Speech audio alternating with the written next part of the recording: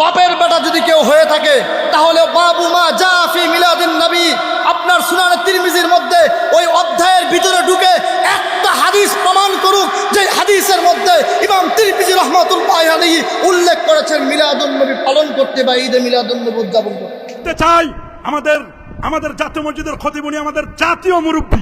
এই যে কয়দিন আগে যেই হ্যাপি বার্থডে উদযাপিত হয়েছে এটাকে কেন্দ্র করে হুজুর একটা বয়ান করেছেন, এমন নিকৃষ্ট ভাষায় গালিগালাজ করেছে, আল্লাহ মাফ করুক। আল্লাহ কোন মৌলবী যদি এটাকে বেদাতে সাইয়্যা প্রমাণ করতে পারে, আমি বাংলাদেশ চিরকালের জন্য ত্যাগ করব, বাংলাদেশ ছেড়ে দিব।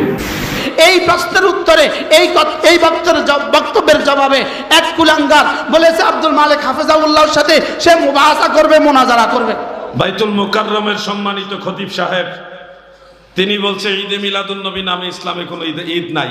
এই ধরনের একজন আলেমকে কোনো কাফিরও তো এমন কথা বলে না, ঠিক না? জোরে বলেন।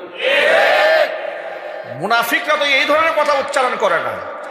ইসলামের জঘন্যতম দুশ্মন যারা, তারাও তো আলেমদের শানে এই শব্দ ব্যবহার করে না। আমার নবীর যুগে ঈদে মিলাদুন নবী ছিল কি ছিল না, যদি প্রশ্ন এটা করেন তো আপনার সাথে আমার কথা হবে বেদাতের উপর। কিসের উপর? বেদাতের উপর। যদি মিলাদুন নবীর প্রশ্ন হয় আপনার সাথে আমার কথা হবে মিলাদুন নবীর উপর। জাতীয় মসজিদের একজন খতিব, এরা দেখলে তো মনে হয় ফকির নেই, এটা কিভাবে খতিব হয় আমার মাথায় ধরে না। আবার ভুল করে অহরহ, একই 2-3 লাইন মুখস্থ করে আসে, একই খুতবা প্রতি জুমায় বলে, যে বক্তব্যটা বাংলায় দেয় ওইটা আর আরবিতে বলতে পারে না, সে আবার জাতীয় মসজিদের খতিব হয়ে গেছে। ঈদে মিলাদুন নবী তো এমনিই ভুল কথা। ঈদ হলো ঈদুল ফিতর আর ঈদুল আযহা, ঈদে মিলাদুন নবী নামে কোনো ঈদ নাই। এই আব্দুল মালিক মৌলবী তার কিভাবে সাহস হইল ঈদ মিলাদুন নবী সাল্লাল্লাহু আলাইহি ওয়াসাল্লামের বিরুদ্ধে বক্তব্য দেওয়ার? পবিত্র ঈদে মিলাদুন নবী সাল্লাল্লাহু আলাইহি ওয়াসাল্লামকে এমন কোন মৌলবী এই পৃথিবীতে জন্ম হয় নাই। কোথাকার গণ 1500 বছর পরে আইসা বুট্টা মৌলবী কোন ক্ষেতের মূলা, সে আইসা পবিত্র ঈদে মিলাদুন নবী সাল্লাল্লাহু আলাইহি ওয়াসাল্লামের বিরুদ্ধে কথা বলে। জাতীয় মসজিদ বাইতুল মুকাররমের বর্তমান খতিব জাতীয় বাইট্টা মৌলবী আব্দুল মালিক। এই যে জাতীয় বুট্টা মৌলবী এই আব্দুল মালিক, সে কিভাবে খতিব হইল, এটা কিন্তু একটা প্রশ্ন থেকে যায়।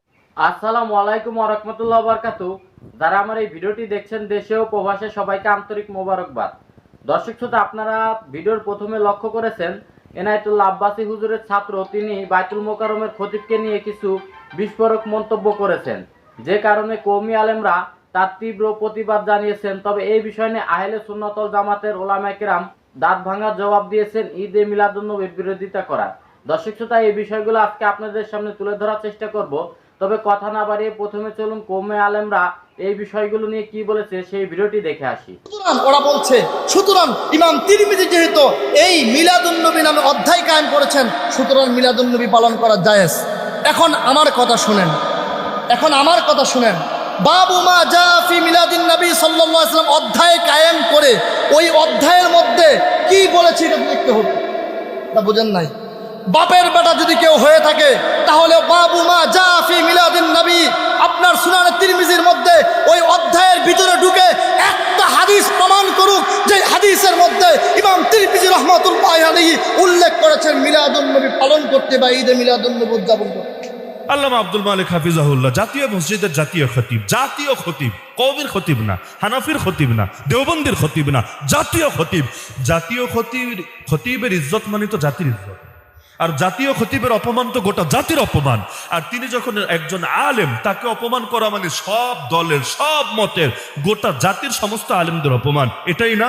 কিন্তু দেখবেন এই যে কয়দিন আগে যেই হ্যাপি বার্থডে উদযাপিত হয়েছে এটাকে কেন্দ্র করে হুজুর একটা বয়ান করেছেন, এমন নিকৃষ্ট ভাষায় গালিগালাজ করেছে, আল্লাহ মাফ করুক। আল্লাহ মাফ করুক।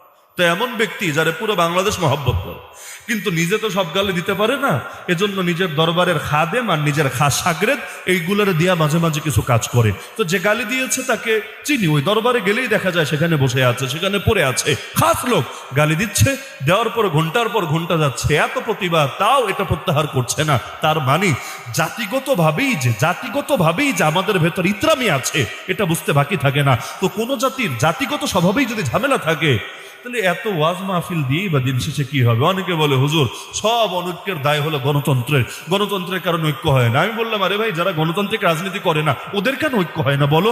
এই দেশে অনৈক্য নাই কোথায়? এমন একটা সেক্টরের নাম বলো যেখানে অনৈক্য নাই। তো ওইগুলোর দায় কি গণতন্ত্রের নাকি? কিছু দায় আমাদের খাসলতের।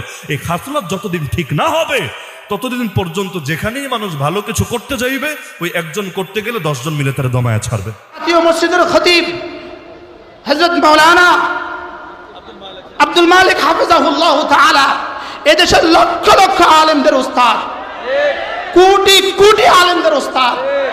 আমাদের মতো মুশতাকুন নবী আমরা যারা আছি, আমাদের মতো মানুষগুলো তার সামনে দুজানু হয়ে বসে এক পৃষ্ঠা পড়ার যোগ্যতা কমপক্ষে আমার নাই, আমাদের মতো মানুষগুলো নাই। হযরত মাওলানা আব্দুল মালিক হাফিজাহুল্লাহ তিনি বাইতুল মুকাররমের জাতীয় মসজিদের মসনদে বসে তিনি বলেছেন, ঈদ মিলাদুন নবী এই শব্দ কোরআনে নাই, এই শব্দ হাদিসে নাই, এই শব্দ পৃথিবীর কোথাও নাই, এই শব্দ সম্পূর্ণভাবে দ্বীনের মধ্যে নতুন আমদানি করা হয়েছে।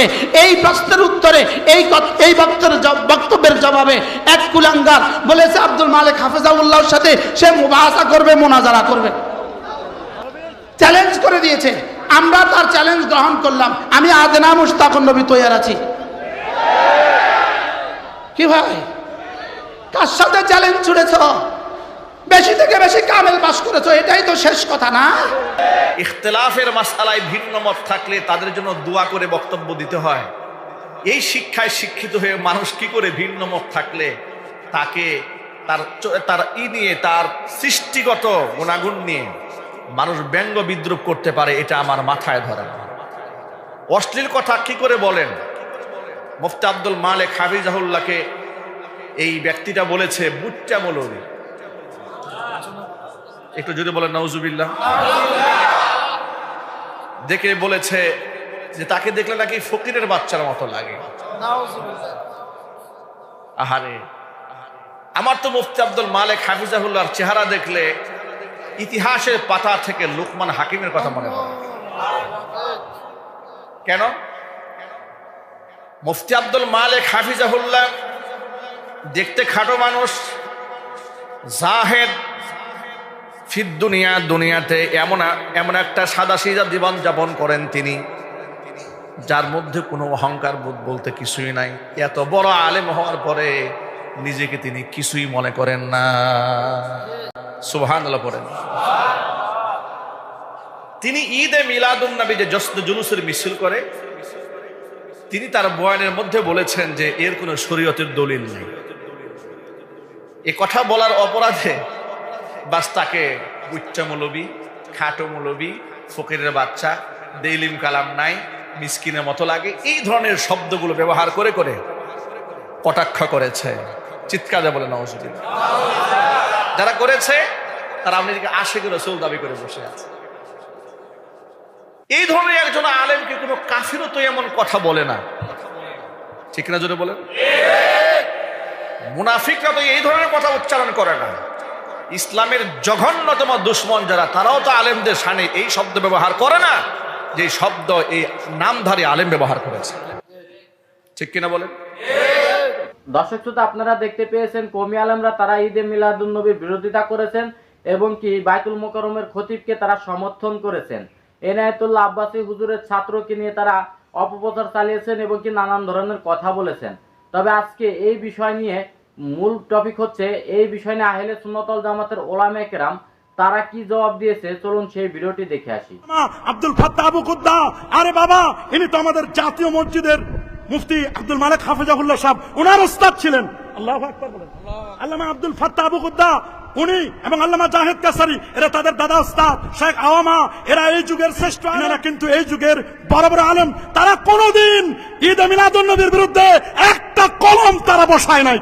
আমি বলতে চাই, আমাদের জাতীয় মসজিদের খতিব, উনি আমাদের জাতীয় মুরব্বী। কথা বলেন, আরো জোরে বলেন। উনি আশা করি জাতীয়ভাবে এমন বক্তব্য দিবেন কারো মনে যেন কোনো কষ্ট না পায়। কথা বলেন। উনার উস্তাদরা কেউ তো কখনোই ঈদে মিলাদুন নবীর বিরুদ্ধে কেউ কথা বলেন নাই। আল্লাহু আকবার বলেন। অথচ কি কারণে হয়তো আমাদের খতিব মহোদয় একটু একটু কেমন যেন ঈদে মিলাদুন নবীর অস্তিত্ব নাই, এটি আরবি ব্যাকরণগত, মানে এটা বলা যাবে না। কেন বলা যাবে না হুজুর? আমরা আপনার কাছে জানতে চাই। আশা করি আপনি আগামী জুমায় এটার দলিল সহ আমাদেরকে দিলে মানুষের মনে কোনো কনফিউশন থাকবে না। কথা বলুন, আরো জোরে বলুন। আমরা দলিল ছাড়া কারো কথা নেব না। কথা বলেন। আমাদের হুজুরের সমালোচনা করা এটা আমাদের কোনো টার্গেট নয়, বা আমাদের এরকম যোগ্যতা নেই। হুজুর অনেক বড় আলেম, অনেক বড় বিজ্ঞ পণ্ডিত, শাইখুল হাদিস। উনি বিভিন্ন ফুনুনের উপর তার অনেক অগাধ জ্ঞান আছে, কোনো সন্দেহ নাই। তিনি একজন জাহেদ ব্যক্তি, সবে ঠিক আছে। তারপরে হুজুর যখন এরকম কথা বলে ফেলেছেন, আশা করি হুজুর হোক অথবা তার ছাত্রদের পক্ষ থেকে হোক অথবা তার মাদ্রাসার কোনো ব্যক্তির পক্ষ থেকে হোক, তারা কিন্তু এই বক্তব্য করে দিবেন। আল্লামা জাহেদ কাউসারি তিনি হাদিসের ব্যাপারে বলছেন এটি হাসান পর্যায়ের হাদিস। আল্লাহু আকবার, আল্লাহু আকবার। এটি কেউ বলেন নাই। এরকম বলা আমার মনে হয় আরেকটু পড়াশোনা করা দরকার। এই জন্য কবি নামাজ বলছেন, কবি নামাজ বলে দিয়েছেন, আল্লাহু আকবার বলেন, ফাকুল লিমান ইয়াদদাই ফিল ইলমি ফালসাফাতান, ফাকুল লিমান ইয়াদদাই ফিল ইলমি ফালসাফাতান হাফিজতা শাইয়ান ওয়া গাবাত আনকাল আশিয়া, ফাকুল লিমান ইয়াদদাই ফিল ইলমি ফালসাফাতান। যে ব্যক্তি বলে যে আমার অনেক জ্ঞান আছে, অনেক ফালসাফা, অনেক দর্শন আমি জানি, ফাকুল লিমান ইয়াদদাই ফিল ইলমি ফালসাফাতান, তিনি বলছেন হাফেজতা শাইয়ান, আপনি অনেক মুখস্থ করেছেন, ওয়া গাবাত আনকাল আশিয়া, তবে অনেক কিছু ছুটেও যেতে পারে। কি বলেন? অনেক কিছু ছুটেও যেতে। ফাওকা কুল্লি জি ইলমিন আলিম, আলেমের উপরও আলেম আছে। আল্লামা ইমাম কাস্তাল্লানী রাহমাতুল্লাহ আলাইহি, যিনি ইরশাদুস সারি লে শারহ সহিহ বুখারী, উনাকে আমরা ফেলে দিতে পারি না। কি বলেন? আমরা কি উনাকে ফেলে দিতে পারি? আমার নবীর যুগে ঈদে মিলাদুন নবী ছিল কি ছিল না, যদি প্রশ্ন এটা করেন তো আপনার সাথে আমার কথা হবে বেদাতের উপর। কিসের উপর? বেদাতের উপর। যদি মিলাদুন নবীর প্রশ্ন হয়, আপনার সাথে আমার কথা হবে মিলাদুন নবীর উপর। কিভাবে কথা বলবেন? কোরআন, হাদিস এবং আইমায়ে কেরাম। আমি বলছি জায়েজ, আপনি বলছেন না জায়েজ। আপনি কোরআন থেকে, হাদিস থেকে, উলামায়ে উম্মতের অভিমত থেকে আপনি আপনার বক্তব্য দেন, আপনি আপনার বক্তব্য দেন। আর আমি যদি জায়েজ মনে করি, আমি কোরআন, সুন্নাহ, আইম্মায়ে কেরামের অভিমত থেকে আমি দলিল দেব। এটা হচ্ছে মিলাদুন নবীর উপর। কিন্তু আপনি যদি জিজ্ঞেস করেন এটা নবীর যুগে ছিল না, সাহাবায়ে কেরামের যুগে ছিল না, তখন আপনার সাথে আমার কথাবার্তা, আলোচনা মিলাদুন নবীর উপর হবে না। তখন কিসের উপর হবে?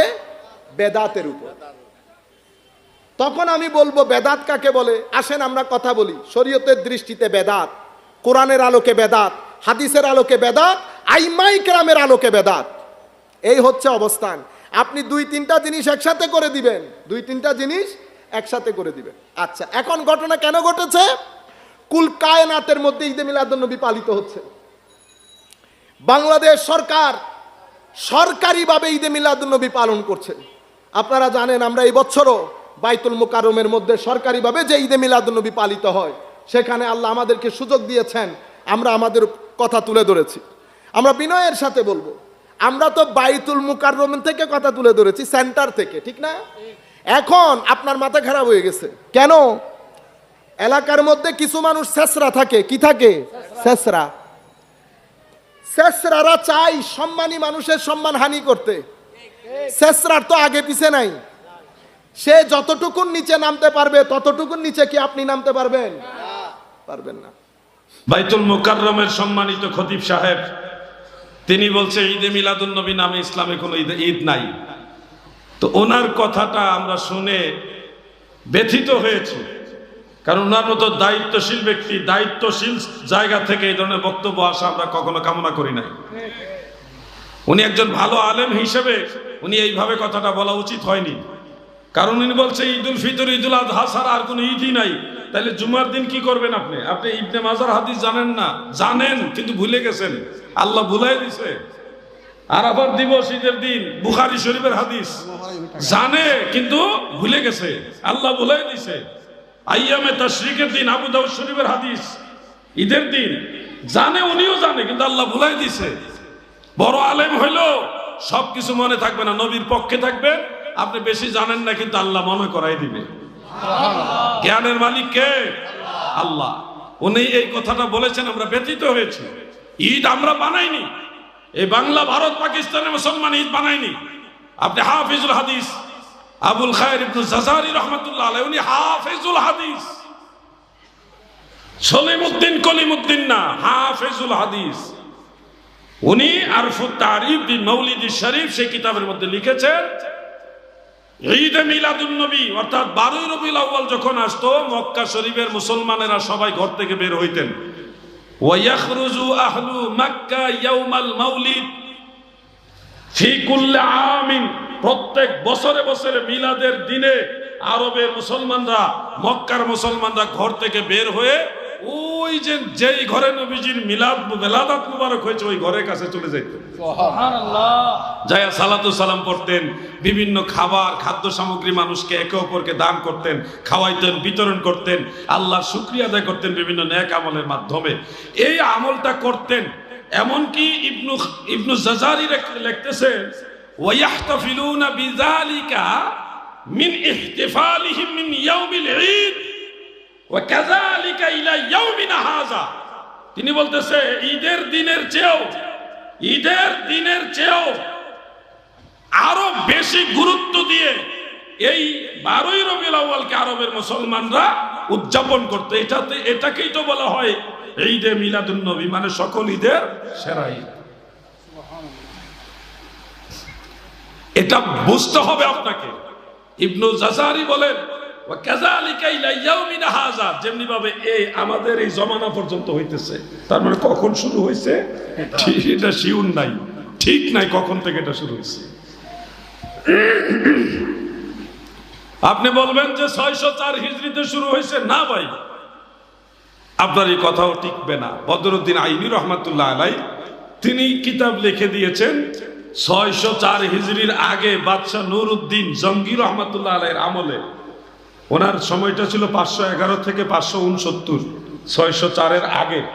ওই সময়ও ওয়াকানা ইয়ামালুন মিন মাউলিদি রাসূলিল্লাহি সাল্লাল্লাহু আলাইহি ওয়াসাল্লাম ফি কুল্লি সানাতি, প্রত্যেক বছরে মিলাদুন নবী উদযাপন করা হতো ওই সময়ও।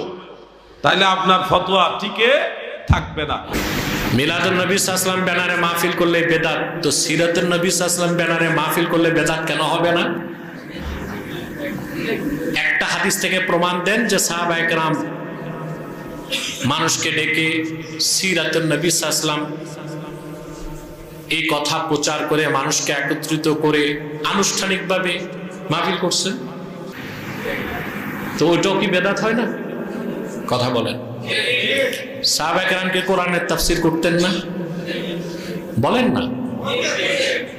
কিন্তু এভাবে 15 দিন আগ থেকে পোস্টার করে মাইকিং করে ঘোষণা দিয়া, সাহাবায়ে কেরামের জমানায় তো মাইকও ছিল না, পোস্টারও ছিল না, কিছুই ছিল না।